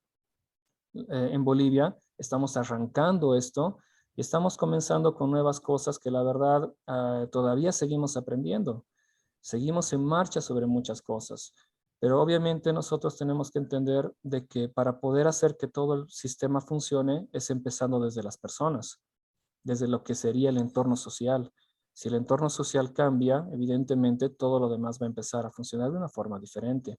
Es en este caso que nosotros abogamos mucho o apelamos mucho por el hecho de la buena fe, siendo uno de los principales principios de la conciliación, la buena fe. Si tú firmas un acta de conciliación, no le estás firmando simplemente por deshacerte de un problema, sino también porque crees y quieres creer que la otra parte que firmó contigo o que llegó a un acuerdo conciliatorio va a cumplir lo que está escrito, sin necesidad de tener que acudir a una instancia superior que obliga a dar un cumplimiento. Entonces nosotros, mediante la conciliación como conciliadores, buscamos partir por la buena fe, que para todo este sistema es una punta de lanza para poder hacer un cambio. Nosotros también sabemos de que algo que es muy importante es que una persona, la persona que está en conflicto o en controversia, como un punto que también es muy importante para poder ver lo que es una fortaleza, es que las personas son partícipes directas de todo lo que sería el proceso de la conciliación. Esto desde ya sabiendo de que una persona, sin necesidad de un abogado o memoriales, papeles, escritos, puede solicitar una conciliación de forma directa. Esto significa de que las personas tienen la posibilidad de poder ser partícipes empoderados. Ellos pueden decidir ir a una oficina de conciliación y solicitarla. Obviamente sabiendo de que el proceso para empezar es gratuito, es rápido y de fácil acceso. Por lo que los principios de la gratuidad y la celeridad son aplicados en su totalidad, por lo que todos pueden solicitarla sin excepción. Dentro de lo que sería la conciliación en Bolivia y todo lo que sería el nuevo sistema que prácticamente se está aplicando, hace de que las personas no tengan que depender de un tercero para que puedan tener la posibilidad de acceder a una audiencia de conciliación. Y eso sabemos que para muchas personas es muy importante. ¿Por qué? Porque sabemos de que no todos tienen la economía de contratar a un abogado y tampoco tienen la posibilidad de saber cómo funciona. Nosotros podemos ir donde el abogado, contar el problema, pero muchas veces inclusive la consulta tiene un costo económico. Pero acá no, sabemos de que la solicitud de una conciliación es de fácil acceso para todas las personas que desean hacerlo. Es así que la persona, al empoderarse desde el inicio de un proceso hasta su cumplimiento de los acuerdos arribados, rescatan, como decía, el valor de la palabra y de la confianza y de la buena fe. Ello también se puede reflejar dentro de lo que sería el aumento de solicitudes verbales que tenemos en las últimas gestiones antes de la cuarentena. Eso apoyó mucho a que nosotros podamos seguir adelante para poder tener más conciliaciones que vengan de forma directa o verbal, porque una persona puede ir a plataforma del órgano judicial o del Palacio de Justicia cercano y solicitarla de forma directa. Esto ayuda de que la persona pueda saber cómo funciona ese sistema y que no es complicado. Obviamente lo que sabemos es que cuando las personas ingresan a solicitar una conciliación tienen que cumplir ciertos requisitos que son de bajo costo económico. Esto ayuda a que la persona también pueda tener, como decía, un acceso bastante rápido y fácil. También existe lo que sería algo que es muy importante, que también hemos tenido la posibilidad de poder vivir muchos de los conciliadores, es tener la posibilidad de tener una solicitud de acuerdo de partes. Algo que la verdad, a un principio cuando yo ingresé como conciliador, muchas personas incluso se reían y me decían, no es posible de que un conciliador espere de que dos partes en conflictos puedan apersonarse. Eso es algo raro, me decían, no debe suceder. Cuando en realidad me he dado cuenta de que en este tiempo, conversando con otros conciliadores, sí es efectivo. Hay personas que sí asisten en acuerdo de partes a solicitar una audiencia de conciliación, por lo que sabemos de que este proceso está funcionando. Nos damos cuenta de que sí hay la posibilidad de que dos personas puedan asistir y solicitarlo. En un lugar donde el litigio y la controversia es algo de día a día, que encontremos un par de personas que desean solucionarlo, es un gran avance, porque sabemos de que estas personas sí desean tener una conciliación, sí desean solucionar un problema. Obviamente el escepticismo es bastante fuerte, pero eso no significa de que se pueda romper un esquema para poder llegar a cambiar todo lo que sería un sistema. Podemos ver cotidianamente que estas solicitudes van aumentando. Entonces significa de que este proceso, poco a poco, muy lentamente, pero está avanzando. Es de esta manera que la conciliación comienza a tener mayor repercusión en la solución amigable de controversias. Más que nada, nuevamente repitiendo que se vuelve a creer no solo en la cultura de paz, sino también en la buena fe de las personas. En este sentido, también, como hay fortalezas, existen debilidades. En este caso, la principal debilidad que nosotros tenemos en la práctica de conciliación es la gran cantidad de procesos que no se culminan. Lamentablemente, existen muchas causas que son abandonadas y que se tienen que manejar como inactividades, siendo que en muchos casos, ya sea de la manera tradicional, solicitando la conciliación por un juez o de manera directa, como ya expliqué anteriormente, la persona solicita una conciliación, pero en muchas oportunidades solamente queda en una solicitud de conciliación. Esto se puede manejar o se puede pensar que pasa por muchas cosas. Hay personas que solicitan la conciliación, hacen notificaciones, o sea, se convoca a las partes que son las que tienen que venir a hacerse presentes, pero que no aparecen, no llegan, no se lleva a cabo una audiencia de conciliación. Esto puede darse por diferentes formas o por diferentes motivos. En este caso, no nos olvidemos de que también las personas pueden utilizar este sistema, ya sea de manera asesorada por un abogado o de manera personal, como un método de coacción. Y ese es un tema que nosotros estamos como conciliadores viendo, revisando, porque lamentablemente hay personas que solicitan la conciliación, se les entrega una carátula y van donde la contraparte y le dicen, te estoy iniciando un proceso. La parte que recibe la noticia, cuando lamentablemente no entiende muy bien de estas situaciones, piensan que se le está iniciando un juicio, cuando la diferencia es bastante notoria y bastante clara entre una conciliación y un proceso judicial. Entonces lo utilizan como forma de coacción para llegar a una solución o para poder dar cumplimiento a algún compromiso que se tiene. En este caso, la gente lo utiliza como se dice comúnmente, el fin justifica los medios.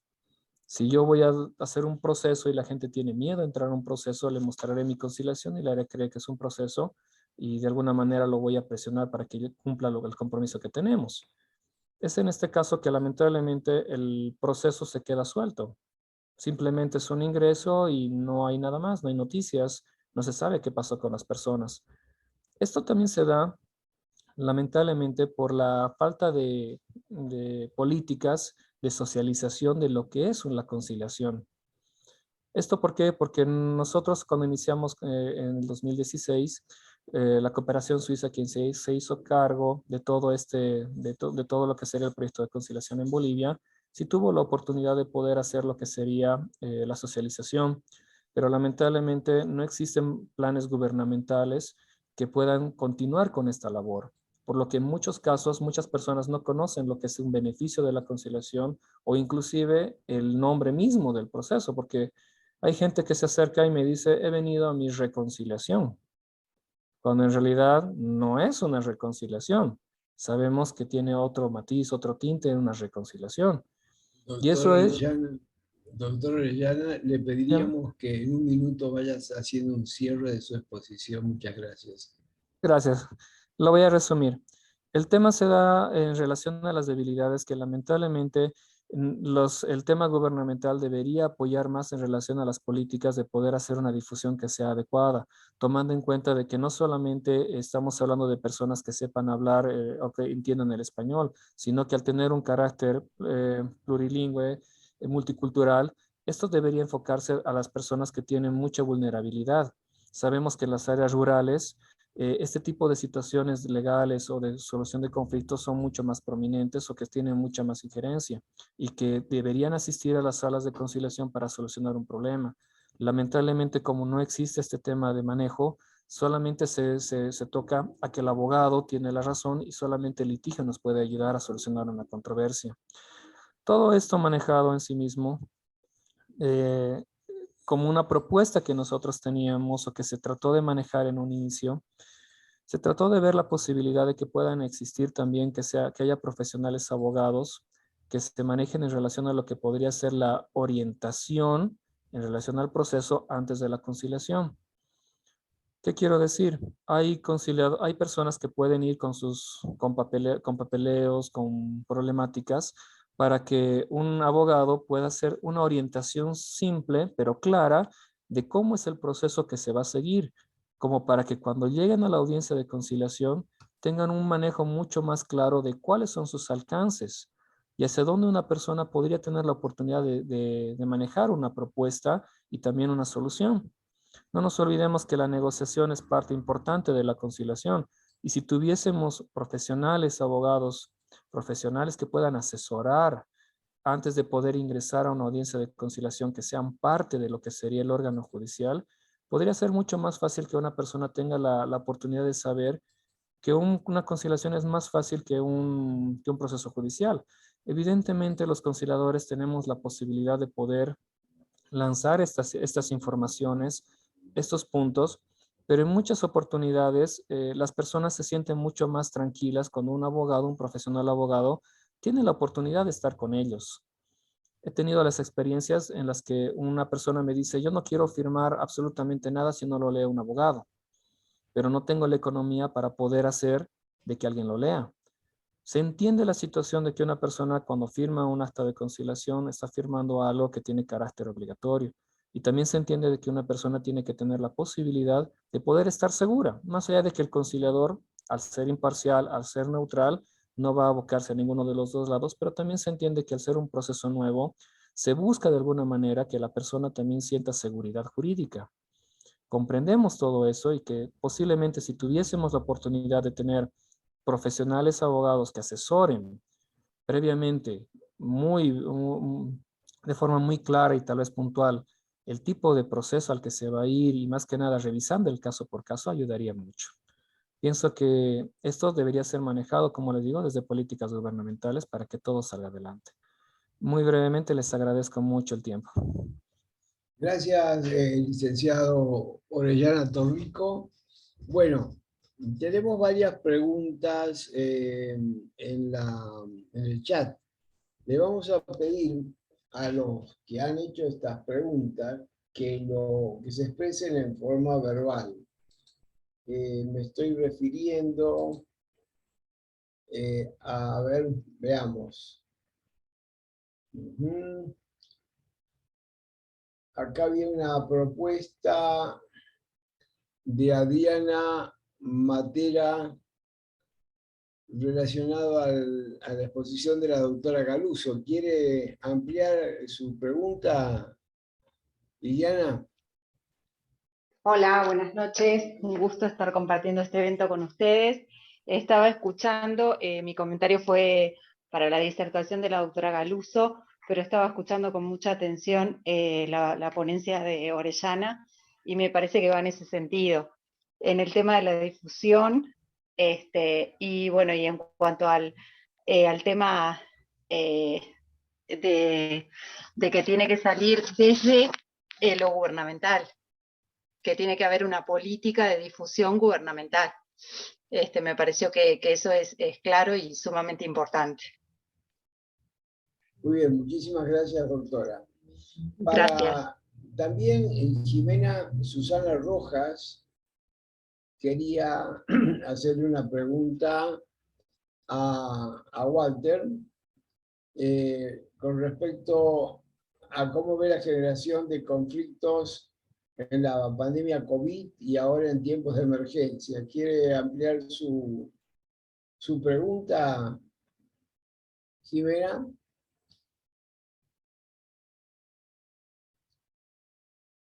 Jimena Susana Rojas Alcoreza, ¿la escucho? Bueno, para ir ganando tiempo, aparte... ¿Me escuchan? Sí, le escuchamos, Jimena, ¿cómo no? Sí, la escuchamos. Bueno, efectivamente sí, mi pregunta iba para Walter Norberto. Dada su experiencia y su amplio conocimiento sobre la mediación, mi consulta es ¿cómo él ve estas interrelaciones en el ámbito conflictivo antes de la pandemia y ahora en estos 2 años que estamos viviendo esta emergencia sanitaria? ¿Qué factores él identifica como detonantes de esta conflictividad antes y actualmente? Muchas gracias.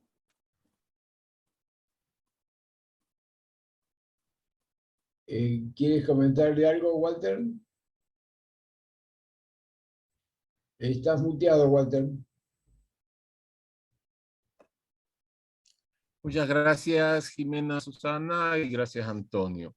Bueno, la problemática que surge a partir de la pandemia, a partir del COVID, por un lado tenemos la estrategia del confinamiento. La estrategia del confinamiento generó un conjunto de diverso de problemas o problemáticas en el interior de los hogares. Es decir, los padres no convivían con los hijos, la esposa y el esposo no convivían en lo cotidiano, más allá de dormir o ir a dormir o encontrarse en las habitaciones, ¿no? Ante un confinamiento obligatorio inmediato, lo que se vio de manera inmediata fue básicamente la convivencia cotidiana, algo a los cuales no estábamos acostumbrados. Sí, o sea, nos veíamos con nuestros hijos o en la mañana o en la noche, nos veíamos con nuestras esposas o nuestros esposos igualmente y no convivíamos realmente. O sea, lo que la pandemia nos llevó fue a un proceso de reconocimiento. Y ese proceso de reconocimiento es difícil. Es difícil porque no había, o sea, nos tocó, por un lado, para los que evitamos el conflicto, a reenamorarnos de nuestros hijos, de nuestras compañeras y nuestros compañeros, ¿sí? A generar ese proceso de convivencia en lo cotidiano.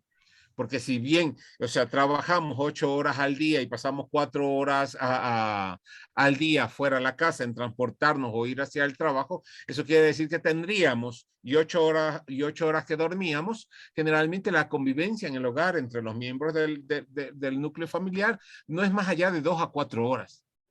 Con el confinamiento teníamos que convivir las 24 horas, bueno, menos las 8 horas de sueño, estaríamos hablando de casi 12 horas de convivencia, lo cual superó todos los límites a los cuales estábamos acostumbrados. Eso por un lado genera ya el conflicto en el relacionamiento. Por otro lado, la lógica del poder o el manejo del poder en el interior de los hogares, ¿sí? Generalmente la madre, que es la que pasaba o pasa mayor tiempo en el hogar o en la vivienda, también se había cuestionado el poder por la presencia del padre, ¿sí? Quien de alguna o de otra forma desvalorizaba o no consideraba la autoridad de la madre en el quehacer de la casa o el dominio de la casa, de los hijos, de cómo están las instalaciones, el aseo, en fin, ¿sí? Es decir, esta situación, que son mínimas, ¿verdad? Se generaron una diversidad de conflictos en los hogares. Y no solamente en los hogares.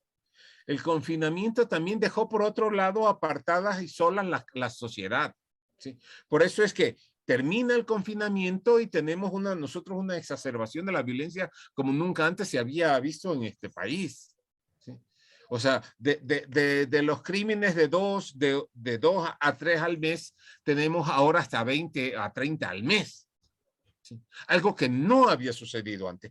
¿Y qué fue lo que sucedió en este espacio? Que también tiene que ver con la lógica de la visión desde la sociología, desde del abandono o de los espacios vacíos, siempre van a ser ocupados por algo o por alguien, ¿no? Indudablemente, al dejar abandonadas las calles, al dejar abandonadas las ciudades, al dejar abandonados los parques, estos fueron cooptados, estos fueron utilizados fundamentalmente por el crimen organizado o por recordemos también que vivimos una situación compleja con la alta nivel de migración de varios países hermanos, fundamentalmente de Venezuela y de Colombia, ¿no? Que se quedaron desamparados en pleno proceso pandémico, ¿sí? Es decir, había gente que dormía en la calle y cosas por eso. Entonces, yo creo que ahí hay que analizar, por un lado, el fenómeno del poder, la desigualdad que se daban en las relaciones, el abandono de los espacios, tanto públicos como dentro de la familia y el trabajo, y al mismo tiempo, en el interior de las familias, la obligatoriedad de relacionarnos lo cotidiano. Eso como los detonantes, ¿no? De ahí, bueno, bien tendríamos el asunto de que ese proceso nos llevó a analizar los sistemas de valores, las creencias, las ideologías, los modos de vida, los modos de percibir lo que es necesario, lo que no lo es, lo que tiene valor, no tiene valor para lo uno o lo otro.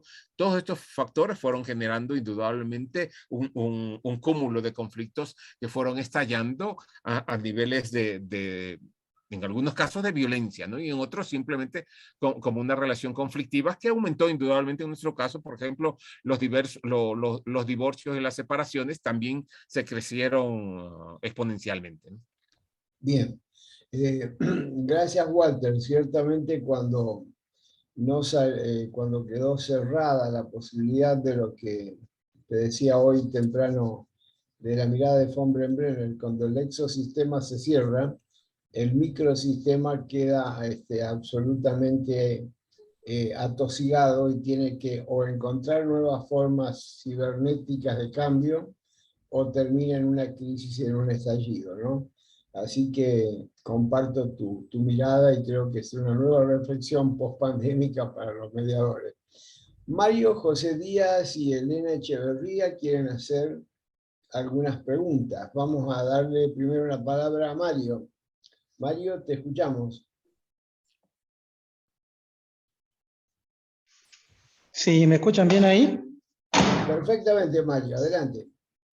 Bien, bien. El tema era el siguiente, como se puede escuchar en estos días, se tiene en cuenta la profesionalización previa de los mediadores y ver de qué manera esa preparación previa no influye o influye de manera negativa en la mediación. Ese es un punto que siempre he tratado de cuestionar, porque creo que en la mediación buscamos la imparcialidad. Y muchas veces el tener alguna preparación previa puede llegar a generar cierta subjetividad en el momento de realizar la mediación. Esa era la pregunta para el señor Ulloa, que él lo planteó en la conversación, es más, y ahora también lo remarcó con los diferentes problemas que trajo aparejado la pandemia. Me parece que era de notarse que surgen tipos de inconvenientes, ya que en el seno familiar no es lo mismo estar 24 horas al día que estar por cortos periodos. Con la pandemia muchas familias tuvieron que confrontar los problemas que tenían y surgieron los inconvenientes que indicaron, que elevaron los índices de divorcio, de separación. La pregunta mía específica es el tema de la preparación previa del mediador, si influye o no en el trabajo posterior. Gracias, María José. A ver, Walter. Bueno, mi querido Mario José, hay indudablemente, o sea, creo que empezamos con la primera lámina que era, bueno, yo soy mediador, yo también soy mediador, ¿y cuál es tu epístema o cuál es tu parte deformada, ¿no? Porque a la larga nosotros, los que somos profesionales, tenemos una epísteme o una profesión que de alguna u otra forma, por ejemplo, yo indudablemente como mediador y como psicólogo, indudablemente tengo un más arraicambre hacia un enfoque mucho más narrativo o análisis de lo narrativo y del discurso, más que desde un enfoque de los intereses o las posiciones, desde el enfoque de la escuela de Harvard, ¿no? Igual ahora el Minifunde es otro enfoque que está cogiendo fuerza desde la lógica también de la meditación, la espiritualidad y la trascendencia. Entonces, sí incide indudablemente, pero más allá de eso, yo creo que una de las debilidades que tenemos es el proceso normativo. Recordemos, por lo menos en el Ecuador, la formación de los mediadores no requiere profesionalidad.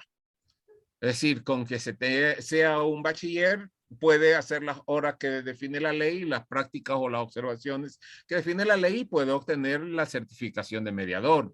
Es decir, no se requiere eso por un lado.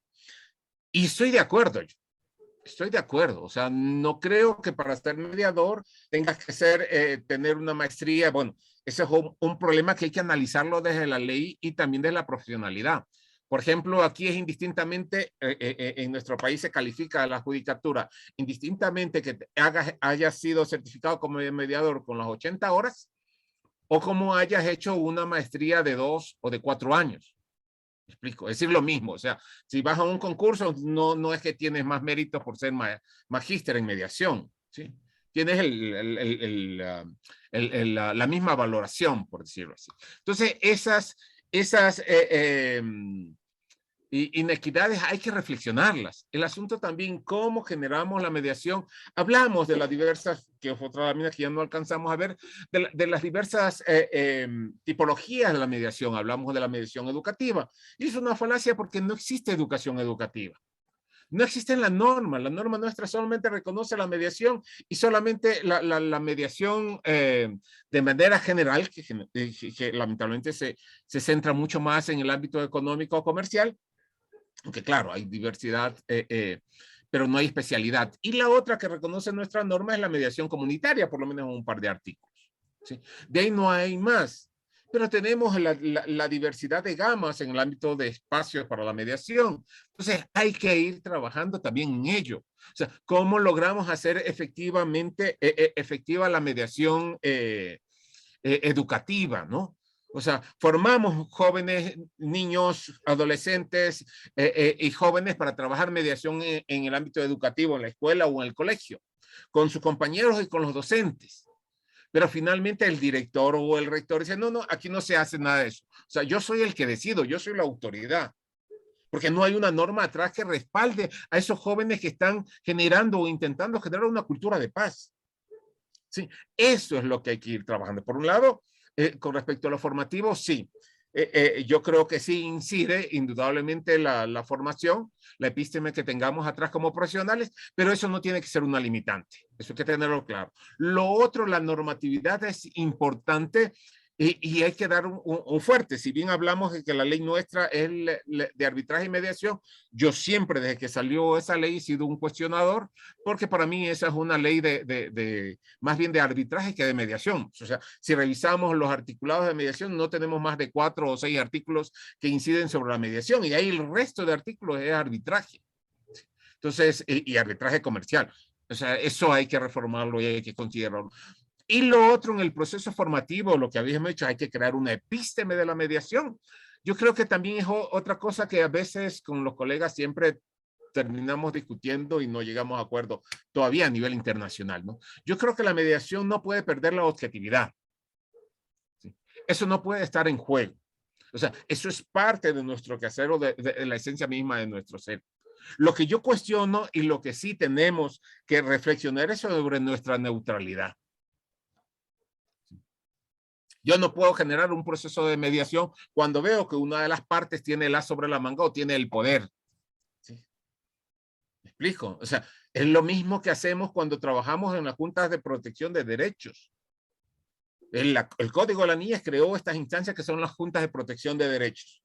Y la Junta de Protección de Derechos es clarísimo. Los jueces de administrativos de la Junta de Protección de Derechos, que son psicólogos, abogados, sociólogos y cosas por el estilo, ellos, por ejemplo, en el estricto apego lo que harían es conciliación. Ellos no pueden perder la objetividad del caso que tienen, pero no son neutrales. Indudablemente ellos, su revisión del tratamiento del caso está orientado hacia la protección del derecho de los más desfavorecidos, de quienes supuestamente se han violentado sus derechos o se ha vulnerado sus derechos como tal, ¿no? En este caso, sean los niños o las mujeres. Lo mismo sucede o podemos decir que una juez de mujer es neutral. No, tiene que ser objetiva.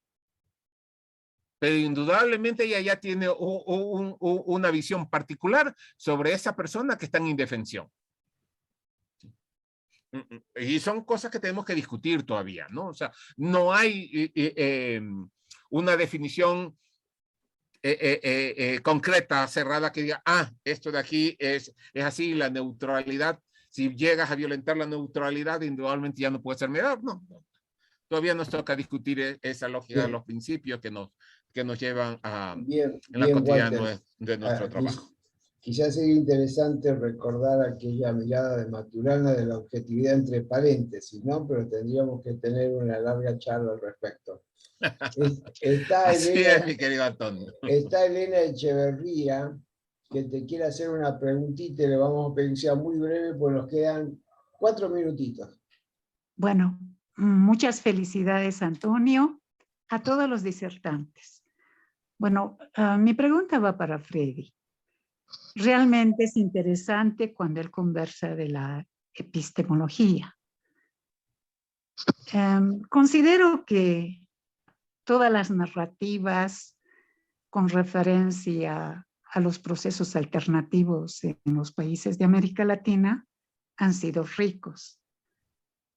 Pero creo que en esta epistemología primero tendría que medirse cuál ha sido prácticamente en las legislaciones de América Latina la inserción del método de Harvard. Porque en muchos casos el procedimiento se basa en las legislaciones de América Latina en los métodos de Harvard.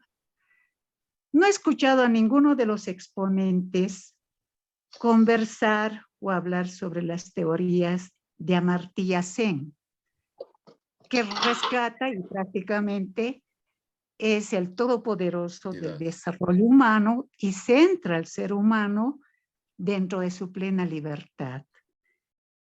Pienso que en ese diagnóstico podría estar muchas respuestas de los derechos humanos y definitivamente saber si nuestras legislaciones están procedimentalmente basadas completamente en los métodos de Harvard. Y con referencia a la epistemología. Y con referencia prácticamente, la otra pregunta, no pregunta, sino un aporte. Estoy de acuerdo con Freddy que es muy difícil solamente tomar en cuenta a un abogado para capacitarlo como mediador. El ser humano es múltiple, es ángel y demonio. Entonces, quizás la mediación tendría que ser un equipo multidisciplinario. Muchas gracias. Bueno, yo no sé si los abogados ahí están en el ámbito de los ángeles o los demonios, pero bueno, estamos con poco tiempo, así que todavía nos quedan 2 minutitos si alguno de los ponentes quiere hacerle alguna devolución a Elena, los escuchamos. Muy breve. Bueno, estimados colegas latinoamericanos, hemos llegado al final de esta fantasía que tuvimos con Luis Alberto, que se sumó Mar, que también, bueno, también nació de la Fundación UNIR, y bueno, y Redes Alternativas, creo que ha puesto un granito de arena a la posibilidad de que los diferentes países de Latinoamérica puedan generar quizás en un futuro con, digamos, espacios como estos, escenarios como estos, empezar a hacer como hace la Comunidad Europea, que va generando directivas muy concretas para unificar los criterios de la aplicación de los métodos de resolución de conflictos o administración pacífica de conflictos. Gracias, Freddy, gracias, Susana, gracias, Walter, gracias, Luis, gracias a mi amiga, que no sé si anda por ahí, a mi amiga Giseli. Bueno, gracias a todos los exponentes que nos han enriquecido durante estos días, con tanta diversidad de ideas y de propuestas. Gracias a todos. ¿Sí? ¿Escucho? ¿Quién quiere decir algo? Mi querido Antonio, bueno, aprovechando que regresó Freddy, lo veo ya con la cámara encendida nuevamente, creo que es importante ampliar estos espacios. ¿Recuerdas, Freddy? Si mal no me equivoco, creo que en el 2005, no sé si recuerdo si fue en el 2005 o 2007, que piloteamos la conformación del Consejo Andino de Mediadores, ¿no?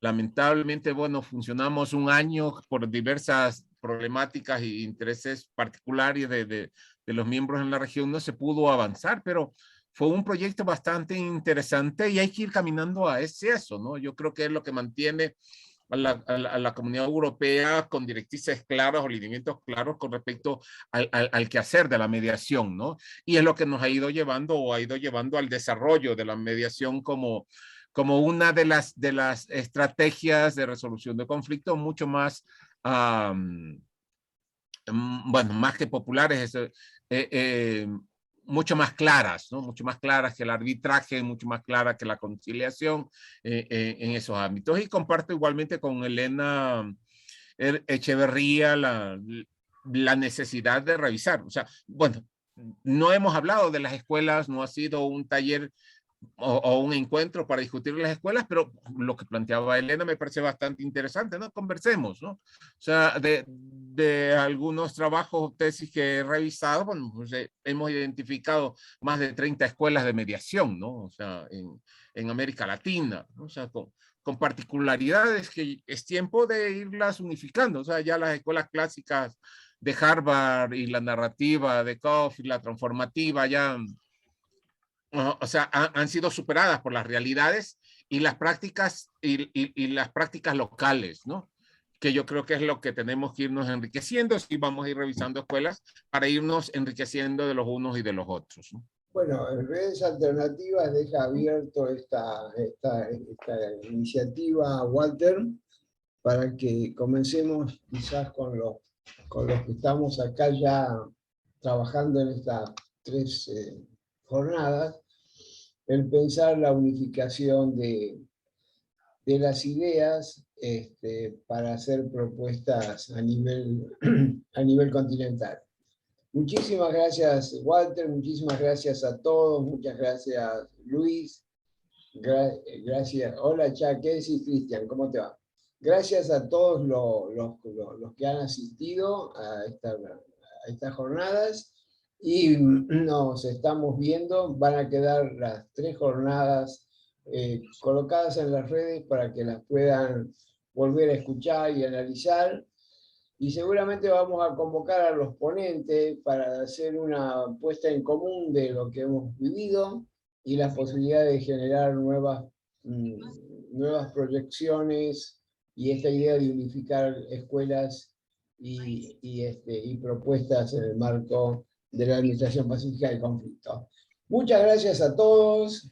Un abrazo. Un gran abrazo latinoamericano para todos y nos estamos viendo. Abrazo. Un abrazo, Abrazo de muchas Carlos. gracias por todo. Muchas gracias. Hasta el próximo encuentro. Muchas gracias.